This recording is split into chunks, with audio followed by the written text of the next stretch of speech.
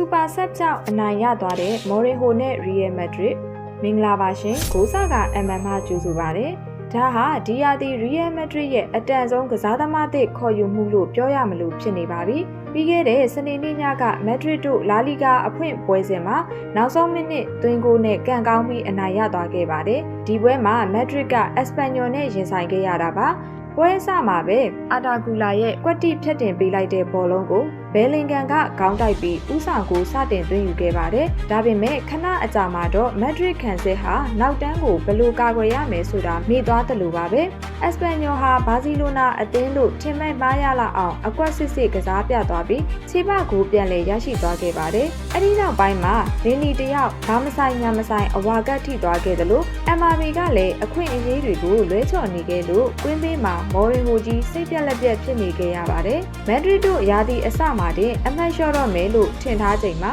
မော်ရင်ဟိုကကားလိုစ် SP ကိုလူစားဝင်ကစားစေခဲ့ပြီးနောက်ဆုံးမိနစ်မှာသူကပဲအဖို့တန်အနိုင်ဂိုးကိုသွင်းပေးသွားခဲ့ပါတယ်။မော်ရင်ဟိုရဲ့ကျေနပ်အားရသွားတဲ့ reaction ကြီးကိုကြည့်ပါဦး။